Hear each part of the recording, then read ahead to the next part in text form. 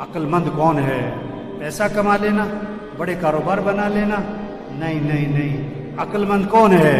حضور اکرم صلی اللہ علیہ وسلم سے دریافت کیا گیا، من اقیس الناس، اللہ کے رسول سب سے بڑا عقل مند کون؟ ومن احزم الناس یا رسول اللہ، سب سے زیادہ عاقبت اندیش آدمی، عاقبت اندیش آدمی، سمجھدار آدمی کون ہے؟ آپ صلی اللہ علیہ وسلم نے دو باتیں فرمائی، جو تو یہ دو کام کرے، جس کے اندر یہ دو باتیں ہیں، یہ عقل مند ہے، چاہے ریڑھی والا ہو، چاہے مل مالک ہو، چاہے سائیکل پر ہو، چاہے گاڑی پر ہو، چاہے 2 مرلے کے مکان میں، چاہے 10 کنال کے بنگلے میں، یہ دو کام جس کے اندر ہیں، یہ دو علامتیں جس کے اندر موجود ہیں، یہ عقل مند ہے۔ اور جس کے اندر یہ دو چیزیں نہیں ہیں، یہ بے وقوف ہے، مانے یا نہ مانے۔ کیا؟ اکثرهم ذکرا للموت واکثرهم استعدادا اولئک الاکیاس ذهبوا بشرف الدنیا وکرامت الآخرہ، جو موت کو کثرت سے یاد رکھیں، جو موت کو کثرت سے یاد رکھیں کہ مر جانا، یہ دنیا چھوٹ جانی، یہ گھر چھوٹ جانا، یہ کپڑے اتارے جائیں گے، نہ اترے تو کینچی چلے گی، کینچی چلے گی، یہ گھر چھوٹ جانے، چاہے 10 لاکھ کا مکان، چاہے 10 کروڑ کا بنگلہ، یہاں سے جنازہ اٹھ جانا ہے، جو موت کو یاد رکھیں۔ دوسرا، جو موت کی تیاری کریں، کثرت سے موت کی تیاری کریں، ان اعمال میں لگیں جو قبر میں کام آئے، جو قیامت میں کام آئے، جو آخرت میں کام آئے۔ یہ دنیا، یہ پیسہ، یہ نہیں قبر میں کام آئے گا۔ آپ صلی اللہ علیہ وسلم نے فرمایا 3 بھائی ہیں، ایک بھائی کہتا ہے میں دنیا میں تمہارے ساتھ ہوں، مرتے ہی میرا تمہارا معاملہ ختم، مرتے ہی میرا تمہارا معاملہ ختم۔ یہ کون سا بھائی ہے؟ یہ اس کی جائیداد، یہ اس کا پیسہ، یہ اس کی فیکٹری، یہ اس کا زیور، یہ اس کا مال و دولت، یہ مرتے ہی وارثوں کا ہے۔ بلکہ زندگی میں جس مرض میں موت نظر آ رہی ہو، مرض الوفا جسے کہتے ہیں، جس بیماری میں موت کے آثار نظر آ رہے ہوں، اس بیماری میں آدمی کل مال میں وصیت نہیں کر سکتا۔ کیوں؟ اس میں وارثوں کا حق ہو چکا ہے، وارثوں کا حق اس میں آ چکا ہے۔ اب آپ اپنی زندگی میں اس مال میں وصیت بھی نہیں کر سکتے کل مال، تو مال مرتے ہی وارثوں کا ہے۔ دوسرا بھائی کہتا ہے میں زندگی میں تیرے ساتھ ہوں، مرنے کے بعد تجھے غسل دوں گا، کفن دوں گا، جنازہ پڑھوں گا، اور قبر میں تجھے دفن کروں گا، اور دفن کرنے کے بعد میرا تیرا معاملہ ختم۔ یہ اس کے دوست، رشتہ دار، باپ، بیٹا، اس کا بھائی، اس کا خاوند، یہ زندگی تک، جنازے تک، دفنانے تک، اس کے بعد سگی ماں کو دفنا کے واپس آ جاتے، سگے باپ کو دفنا کے واپس آ جاتے، جوان بیٹی کو گھر میں اکیلا نہیں چھوڑتے، اور مرتے ہی قبرستان میں اکیلا چھوڑا۔ تیسرا بھائی کہتا ہے کہ میں قبر میں بھی ساتھ ہوں، میں قیامت میں بھی ساتھ ہوں، میں ہمیشہ تیرے ساتھ رہوں گا، میرا تیرا ساتھ کبھی جدا نہیں ہوگا۔ یہ کون سا بھائی ہے؟ یہ اس کے اعمال ہیں، اچھے ہیں یا برے؟ یہ اس کے اعمال ہیں جو ہمیشہ اس کے ساتھ چلیں گے، ہمیشہ اس کے ساتھ چلیں گے۔ تو حقیقی بھائی کون سا ہوا؟ کام آنے والا، نفع دینے والا، ساتھ دینے والا بھائی کون سا ہوا؟ اعمال ہیں۔ اور آج زور کس پہ لگ گیا؟ پہلے 2 پہ، پیسہ پیسہ پیسہ پیسہ پیسہ پیسہ پیسہ، جسے دیکھو پیسہ، ریڑھی والا بھی پیسے کے چکر میں، مل مالک بھی پیسے کے چکر میں، چنچی والا بھی پیسے کے چکر میں، گدھا ریڑھی والا بھی پیسے کے چکر میں، ارب پتی بھی پیسہ پیسہ پیسہ پیسہ۔ او میرے بھائی، یہ پیسہ نہیں کام آتا، یہ پیسہ نہیں کام آتا۔ یا دوسرا زور لگ رہا ہے کس پر؟ برادری میں نام ہو، اور میرا خاندان میں میرا نام ہو، لوگ کہیں واہ واہ، کیا بات۔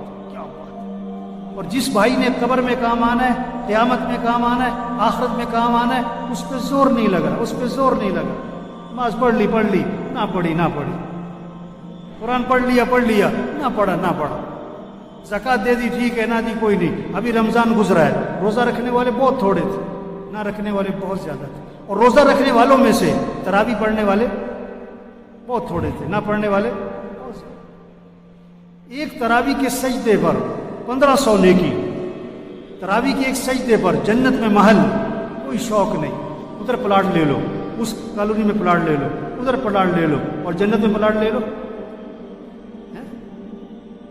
کسی کا جنازہ، یہ کسی کا مرنا، یہ پیغام ہے، پیغام ہے، پیغام ہے۔ توبہ کرو، تیاری کرو، تیاری کرو۔ آج تم کسی کا جنازہ پڑھ رہے ہو، کل تمہارا بھی جنازہ ہے۔ آج تم کسی کا اعلان سن رہے ہو، کل تمہارا بھی اعلان ہے۔ آج دیکھو یہ زاہد کا جنازہ ہے، اور میرے خیال سے پچھلا جمعہ یہی پڑھا ہوگا۔ آج جنازہ ہے، اسے کیا پتا تھا اگلے جمعہ میرا جنازہ ہونا ہے؟ ہم میں سے کس کا جنازہ کب ہونے والا ہے کوئی پتہ نہیں ہے۔ ہم کس کو خطرے میں سمجھ رہے ہیں؟ ہم کس کو خطرے میں سمجھ رہے ہیں؟ جس کو ڈاکٹروں نے جواب دیا ہوا، یا جو 80 سال کا بابا ہے، 90 سال کا بابا ہے، اس کے بارے میں ہوتا ہے پتہ نہیں کب خبر آئے گی، پتہ نہیں کب خبر آئے گی۔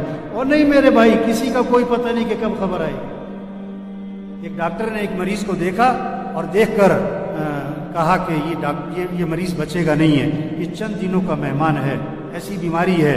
اس ڈاکٹر نے جواب دے دیا یہ چند دنوں کا مہمان۔ اللہ کی شان، مریض ٹھیک ہو گیا اور ڈاکٹر مر گیا، ڈاکٹر مر گیا، مریض ٹھیک ہو گیا۔ زندگی موت اللہ کے ہاتھ میں، پتہ نہیں کب چلے جانا۔ عقل مند ہے جو تیاری کرے، عقل مند ہے جو اللہ کو راضی کرے، عقل مند ہے آخرت کی فکر کرے، فکر کرے، فکر کرے۔